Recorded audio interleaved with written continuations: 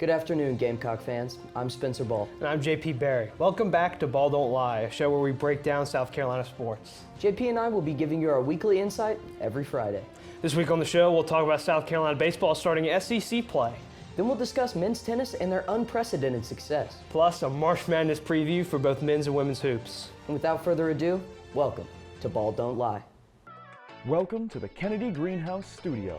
I'm Spencer Ball. And I'm JP Barry. When you get it all right, you can hear that, and it just flies out of Founders. And 18-year-old phenom Gigi Jackson has really turned his play up a notch. I'm almost 2 years older than Gigi Jackson. He's doing things I couldn't even dream of doing. They're the Golden Gamecocks. They're just so much fun to watch. What a historic year for them. This is Ball Don't Lie.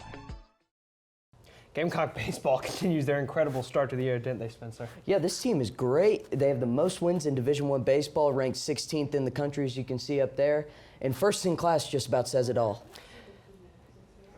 Yeah, it definitely does. 451 on base percentage, 615 slugging, a great team OPS, 255 team ERA, 3 shutouts. I mean, they're top 10 in almost every major statistical category on both sides of the ball. I mean, it really is pretty special. Being able to do it on both sides of the ball is so impressive, and that's what leads to successful baseball. And this team, you know, we've seen them struggle a bit as in the last couple of years, but this year, JP, I got a feeling they're going to be pretty good.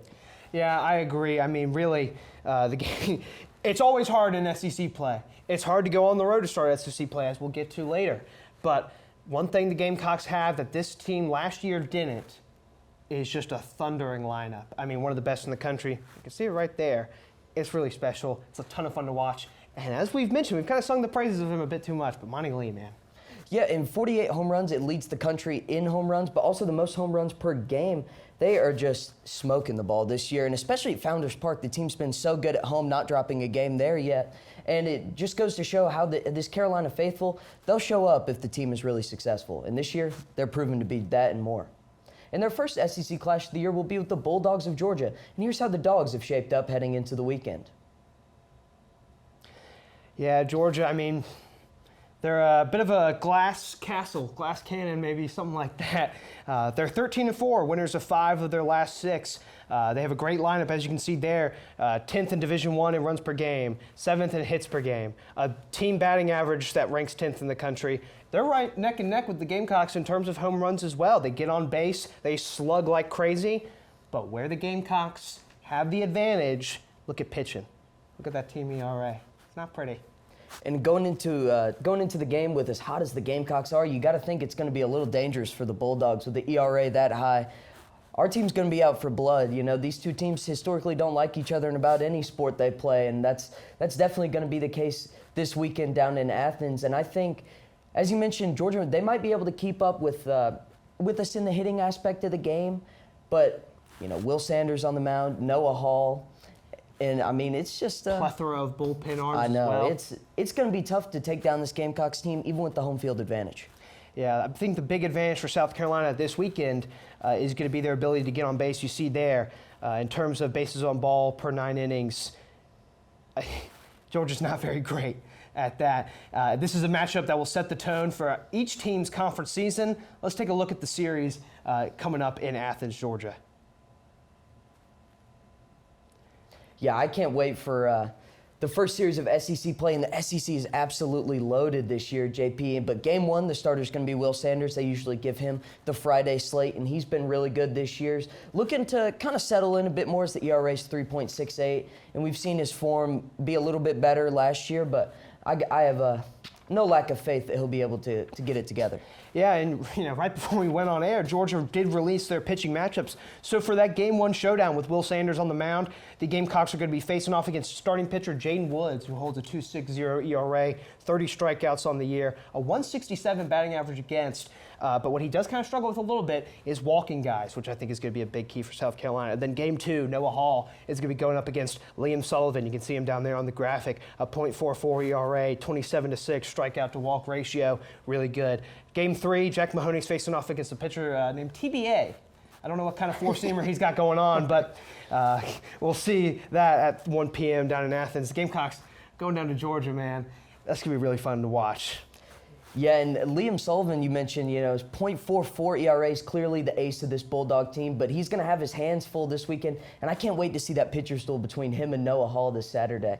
It's going to be excellent to see, but one of the guys behind the dish for Georgia that's doing incredible stuff is Charlie Condon, the left fielder. He's got a 1.6 OPS with 8 home runs and 34 RBIs. That's incredible. Yeah, this team it's headlined by him and fellow outfielder Charlie Condon, who has a .597 on base percentage, a 1.031 slugging percentage, 8 home runs, 34 RBIs. Him against Georgia Tech, he had an outstanding weekend. The Bulldogs do have some quality wins. They did win that series against Georgia Tech. They're also one of 2 teams in the entire country that's defeated the Wofford Terriers. Yeah, wow, the little dogs out of Spartanburg, South Carolina, getting it done. And this weekend, not only in the SEC play, not only with the Gamecocks, it's going to be a great one for college baseball fans as conference play is getting in full swing. Here's some matchups to look out for. I mean, you can see it right there. Constant top 25 bouts. Some of those series did start already with the Florida, Alabama, the Vandy Ole Miss, and that NC State, Virginia ones starting on Thursday. Some fun low-scoring matchups there. The Gators took game 1 3-0. Virginia went down to Raleigh, stole a pitcher's duel 2-1, and then the Commodores destroyed the defending champions 12-2 at home in Nashville. But, I mean, that's just a small piece of just the pie you can see over there with some of the awesome matchups we got going on this weekend. Absolutely, and as I mentioned earlier, the SEC being loaded, you see how many ranked teams they have on that board right now. It looks like 6 to me, with Florida, Bama, Vandy, Ole Miss, Texas A&M, and LSU, the clear #1 team in the country. They look unstoppable right now, and I personally cannot wait until they come to Founders Park, and that's going to be, I think, a fantastic series with the Gamecocks. Yeah, I mean, we mentioned it, I think, the last episode, how many of these matchups the Gamecocks do get at home, but some of the teams we didn't even mention there. Mizzou's hosting Tennessee. Mizzou, they started the year off 13-3. How are they going to kind of respond once they get in SEC play? Going up against a team that was billed as one of the best in all college baseball history last year. And then in the ACC, we have some fun matchups. You saw at the bottom of those graphics against you got Louisville and Georgia Tech, 2 high-powered offenses with great pitching as well. But you also get NC State and Virginia, 2 teams that have some of the best pitchers in the entire country. And not to be outdone with Mizzou's surprise this year, the Boston College Eagles head down to Tallahassee, Florida to take on Link Jarrett and the Seminoles this weekend. Yeah, 2 powerhouse conferences, the SEC and the ACC, holding a lot of top 25 spots. And one matchup I also can't wait for is the matchup in Charlotte between North Carolina and South Carolina. I think that's going to be really fun. A neutral field over where the Charlotte Knights play. And I think that's going to be a really fun matchup. Vance Honeycutt's up there in Chapel Hill, just absolutely incredible. I know he's a top prospect in the MLB draft. And I think it's going to be fun to see a lot of these teams not only in the same conference play, but also some out-of-conference matchups. Yeah, I agree. I think one thing, a big reason for South Carolina, why they can sustain success is the level of competition they'll face in those midweek games.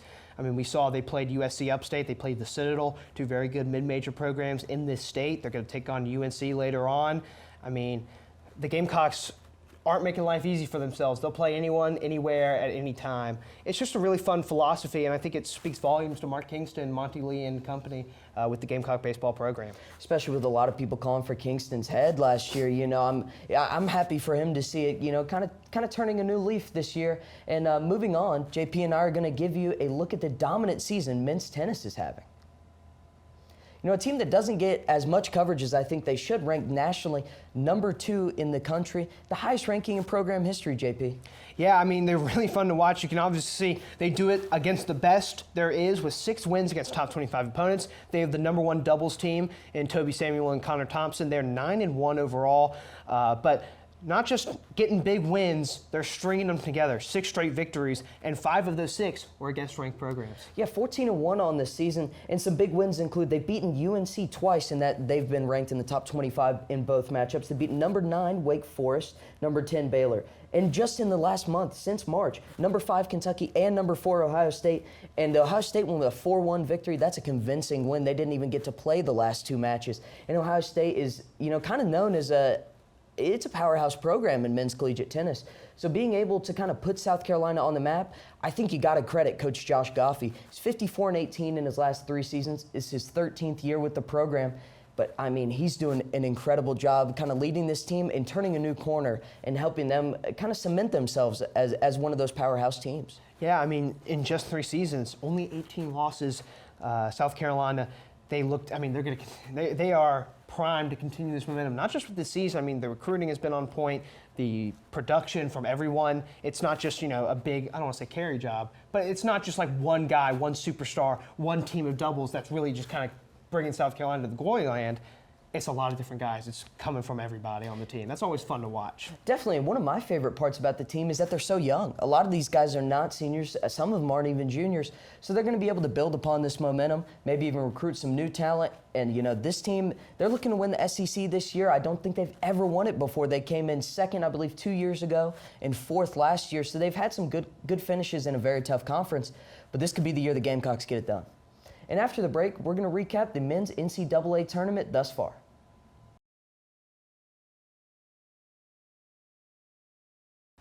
Spencer's going to break down the action-packed first day of the men's tournament.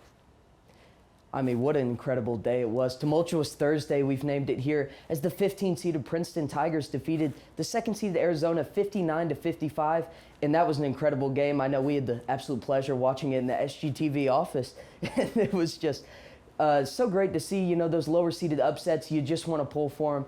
That was actually the pick that ruined my bracket, as I did have the Furman Paladins, the 13-seed, defeating UVA in what is maybe the play of the tournament so far. Just an incredible interception on an I'll say idiotic pass from Virginia player there. They kicked it to the shooter, also named JP, knocked it down. Paladins go up 1 and nothing Virginia could do but go home again as the Paladins move on, and just what a moment for them. And another great game was also Maryland against West Virginia, 67-65, a really close 8-9 matchups. Those are some of the matchups, that are typically closer in the first round, and this one was no exception. A ton of fouls in that game, as well as just Maryland kind of gritting out the victory there at the end, as West Virginia actually had the lead for the majority of the game.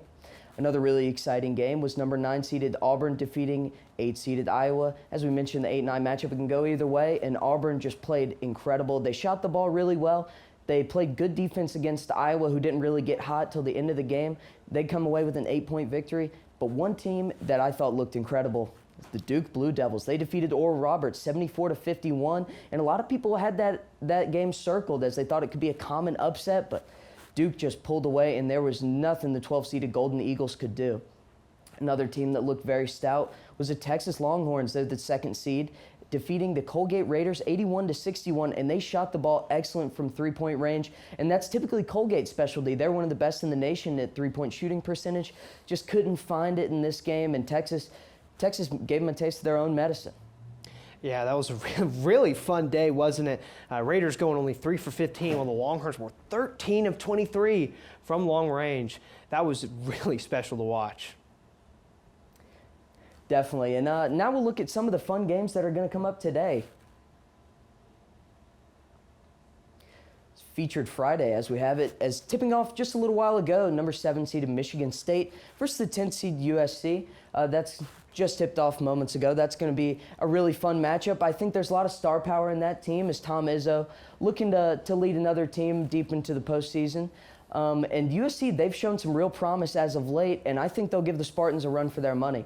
Also, the 5th-seeded St. Mary Gales, they're going to take on the 12th-seeded VCU Rams at 2 p.m. That's another really exciting matchup, a low-scoring, kind of defensive, gritty game I'm expecting.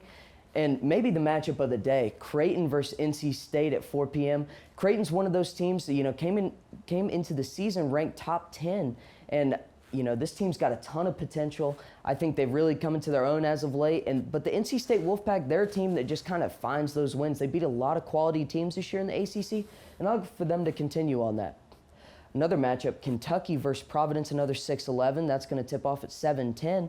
Kentucky, they've really come into their own late into the season, struggled a lot early in the season, even losing to the Gamecocks at home. And, that's never a good sign. And Providence is going to make them work, though, but I think this Wildcats team could potentially make a run in this tournament. Another 5-12 matchup is going to be Miami versus Drake at 7:25.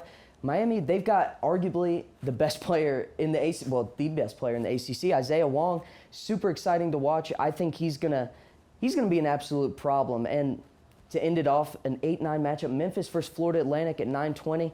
that one's going to be it's a great 8-9 matchup, JP. Yeah, I mean, Memphis and Florida Atlantic, two of the most evenly matched teams in the country.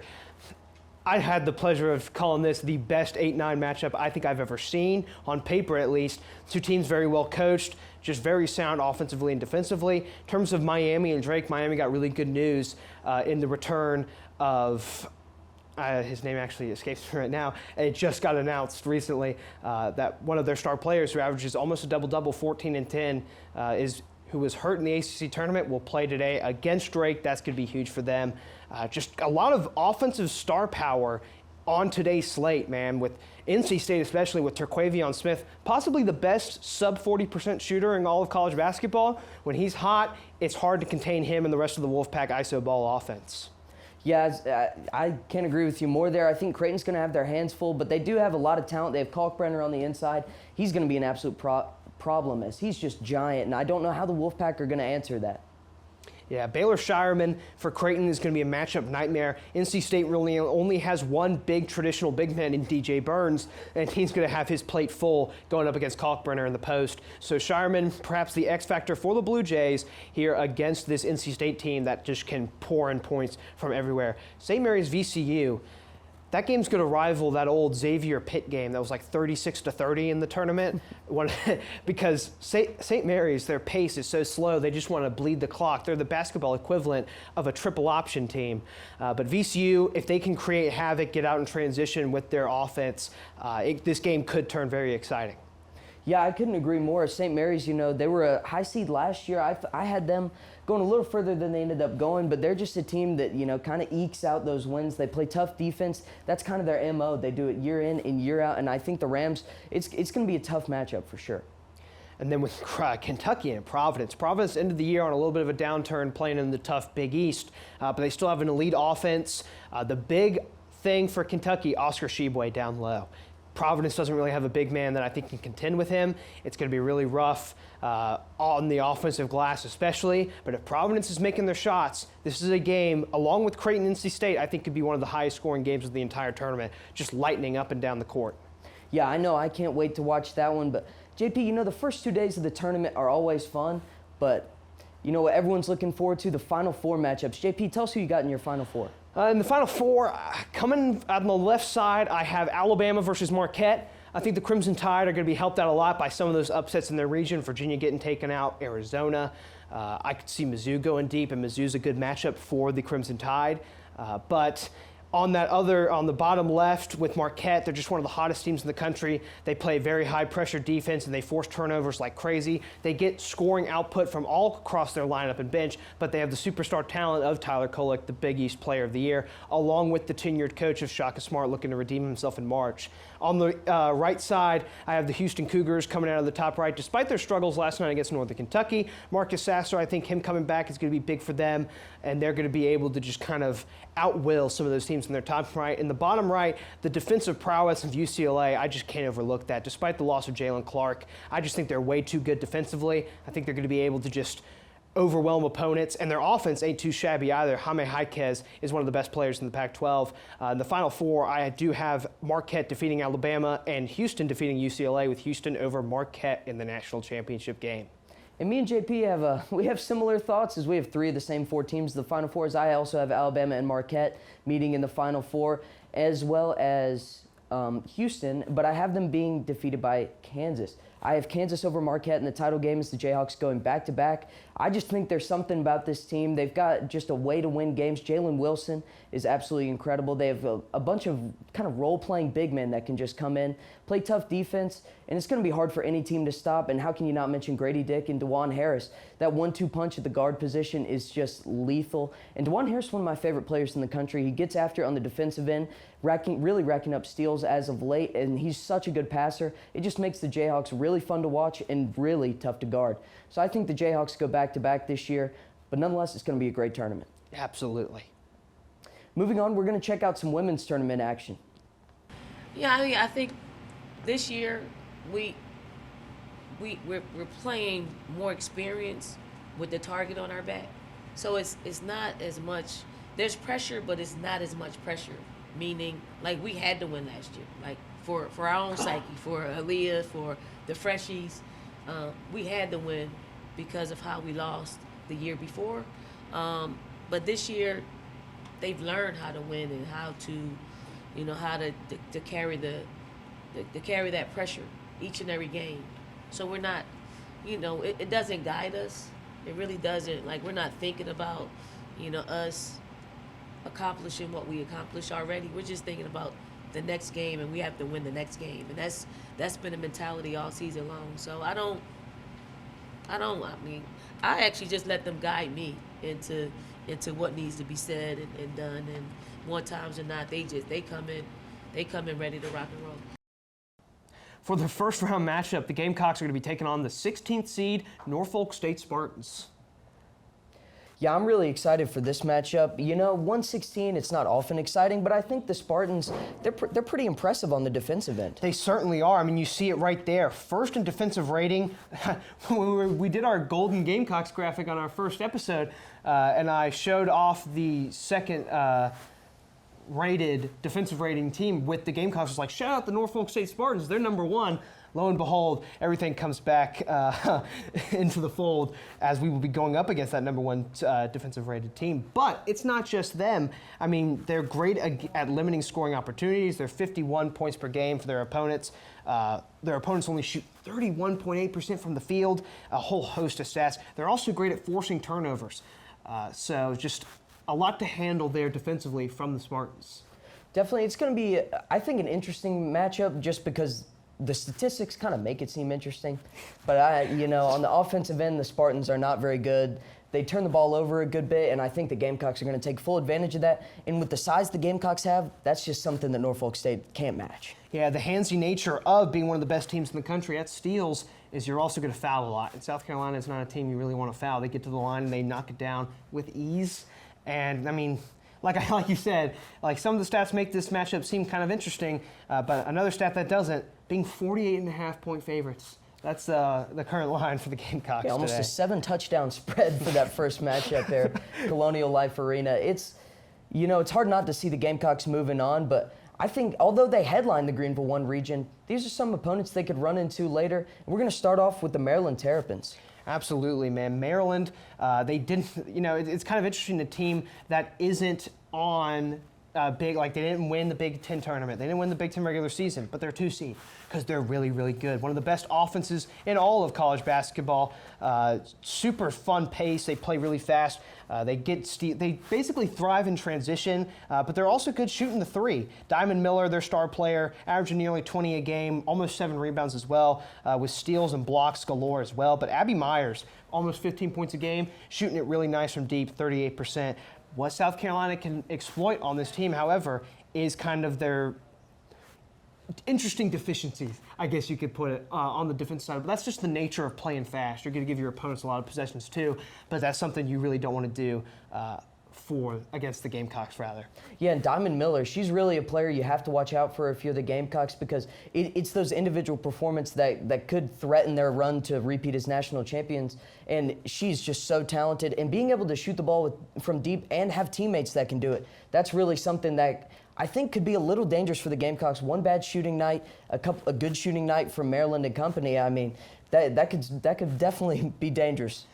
And, it's not just a one-trick pony in this region. Another formidable opponent the Gamecocks could face down the line, the Notre Dame Fighting Irish. And here's JP to present some information about the Fighting Irish. Well, as you can see, the illustrious Irish, Notre Dame women's basketball back in the fold as the number 3 seed, ACC regular season champions, 25-5 overall. Niall Ivey taking over for the legendary Muffet McGraw has led the Irish back to the pedestal of women's college basketball. You can see they've defeated both number 2 seed UConn and number 1 seed Virginia Tech by double-digit points. They're extremely good in net rating, points per game, assists per game. Their scoring margin is kind of ridiculous. But they don't just do it offensively. Blocks per game, opponent points per game, and their 2-point percentage for their opponents. They really do a good job of shutting things down inside the arc. And a lot of that is because of Maddie Westbeld. 11 points per game, 6.5 rebounds per game, 1.8 blocks per game, one of the best interior defenders in the ACC. Sanaya Citron, 14.7 points a game, but a 44% shooter from deep. She adds in a couple rebounds and steals as well. But they're doing this also without star point guard Olivia Miles. Olivia Miles and Dara Mabry both out for the season with ACL tears. So the Irish a little bit hampered by injury, but they've still had a great year, and they're a team that I think South Carolina really needs to look out for in their side of the bracket. We'll be right back after this quick break to wrap up this episode of Ball Don't Lie. That's going to wrap up this episode of Ball Don't Lie. Be sure to follow us on Instagram, Twitter, and Facebook at SGTV at USC. To keep up with all of our content, be sure to also visit us online at sgtvonline.com. Happy St. Patrick's Day, and for SGTV News 4 Sports, I'm JP Barry. And I'm Spencer Ball. From all of us here at SGTV, have a great weekend, Carolina. Forever to thee.